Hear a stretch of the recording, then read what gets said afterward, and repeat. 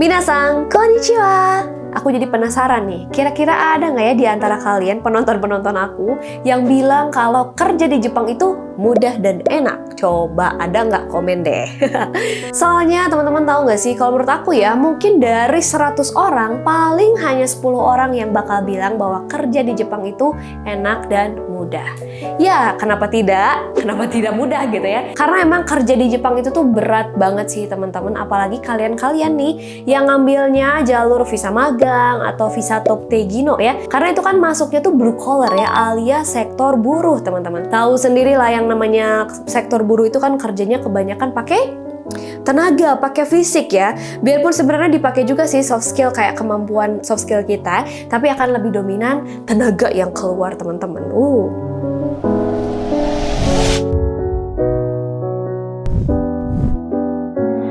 Ini juga yang membuat salah satu persyaratan untuk kerja jalur magang dan Tokte Gino adalah kamu harus punya fisik yang kuat teman-teman. Itu udah jadi salah satu persyaratan umum lah ya untuk Tokte Gino terutama. Nah, buat teman-teman yang punya mata minus, kemudian misalnya giginya bolong, pernah patah tulang, atau mungkin badannya kurang proporsional, itu juga bisa menjadi hambatan kamu nih teman-teman untuk kerja jalur magang dan jalur Tokte Gino di Jepang.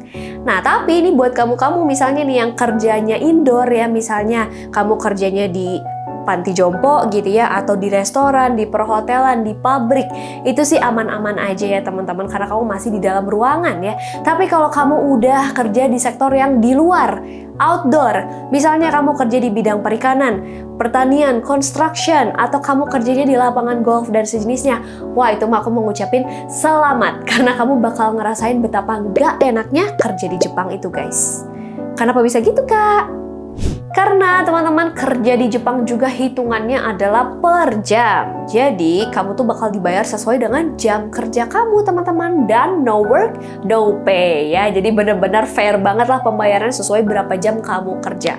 Dan lagi guys, belum lagi kalau misalkan kamu nih kerjanya ambil bidang yang outdoor tadi, sektor yang di luar ruangan, kemudian pas lagi musim salju atau musim dingin, kebayang nggak? Mana suhunya dingin banget, terus saljunya juga tebel-tebel banget, ya kan? Terus kamu masih harus kerja di luar ruangan. Wah, kebayang ya. Kalau kamu masuk ke dalam freezer aja nih teman-teman, itu tuh suhunya bakal lebih hangat dibandingin kamu kerja outdoor di Jepang ketika lagi musim dingin.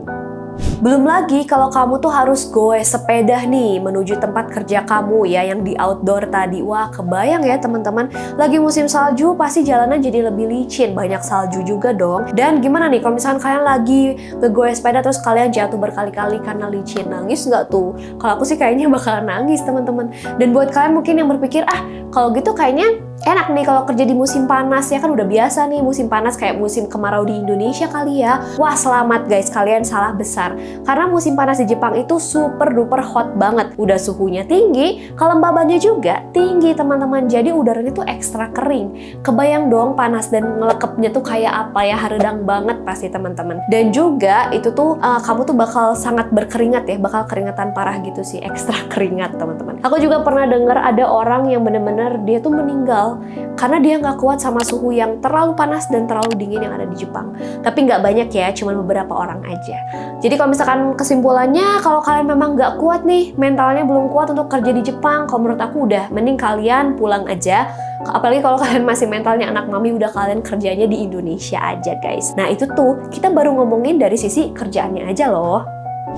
Untuk bisa lolos tes kerja di Jepang aja itu tuh nggak mudah cuy ya. Kalau misalkan kamu sekarang masih ngeluh nih, masih males-malesan belajar bahasa Jepang, masih nggak mood belajar bahasa Jepang, wah mendingan kamu bermimpi pun jangan deh. Bermimpi untuk kerja di Jepang pun jangan. Karena pastinya bakal kalah sama mereka-mereka yang bener-bener giat, rajin, dan tekun belajar bahasa Jepang ya teman-teman. Memang harus seberusaha itu. So nih kalau misalkan kalian pasti nanya, jadi kak menurut kakak lebih baik jalur magang atau jalur Tokte Gino ya kalau mau kerja di Jepang? Guys, ada yang baru nih dari Wagomu. Kini kamu bisa order buku belajar yang aku siapin di webshop J-Class. Nah, yang pastinya kalau kamu belanja di webshop J-Class ini bakalan lebih mudah caranya dan orderan kamu bakalan aman sampai ke tujuan. Nih, biar aku kasih lihat ya caranya. Langsung aja teman-teman buka webnya di shop.jstripclass.id. Lihat webnya cantik banget kan? Kita langsung aja masuk ke salah satu produknya, pilih produk yang mau kamu order, kemudian order dan masukkan data diri kalian. Nah, di sini kalian bisa lihat juga ya, ada banyak banget nih pilihan untuk metode pembayarannya. Jangan lupa masukin juga kode kupon kalian. Order di sini aja. Bayar deh. Nah, gampang banget kan caranya? Selain kamu bakalan dapat diskon, kamu juga akan dapat voucher-voucher tambahan di setiap transaksinya. Kebayang nggak kamu bakalan check out orderan kamu dengan harga yang murah meriah banget pastinya. Wow kan? Nah, tuh kan paket aku udah datang teman-teman. Makanya kalian langsung aja cek link yang ada di description box dan transaksi sekarang juga. Nikmati juga promo-promo yang ada di setiap bulannya. Oke guys, aku mau ambil buku dulu. Kita balik lagi ke video.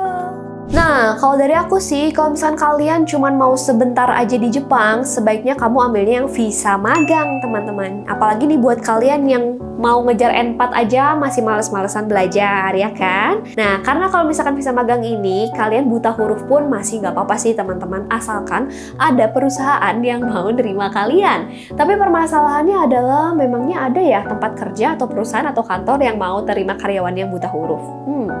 Opsi kedua, buat teman-teman yang misalnya pengen bekerja atau tinggal di Jepang juga nih sekalian dalam jangka waktu yang relatif lama, tapi misalnya nih kamu tuh kayak skill dan mungkin jenjang pendidikannya tuh pas-pasan, misalnya kamu lulusan SMA atau SMK saja misalnya, dan kemampuan bahasa Jepang kamu tuh kayak pas-pasan juga nih, mentok-mentok di N4 lah. Nah itu, kalau saran aku, kamu sebaiknya ambilnya visa Toktegino atau jalur Toktegino ya teman-teman. Tapi ingat teman-teman, kalau Toktegino kamu juga harus melengkapi dengan punya sertifikat SSW atau Specified Skill Worker juga ya.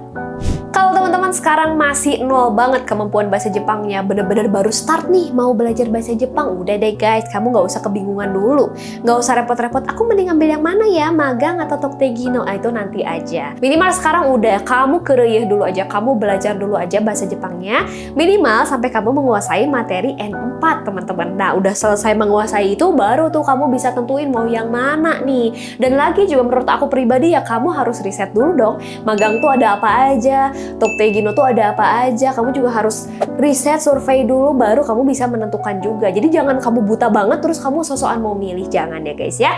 Buat yang mimpi, hayo jangan keseringan mimpi, tuh ilarnya udah bikin benua ya teman-teman. Jadi kamu harus bangun, ayo bangun, mandi dan belajar bahasa Jepang. Oh iya teman-teman, ada titipan salam nih, katanya tetap putus asa dan jangan semangat ya, dari admin Wagamu Japanese Class yang galak. Oke teman-teman, kalau dari aku sih, gamate kudasai, tetap semangat kejar mimpi kamu ya. Bye bye, mata nih.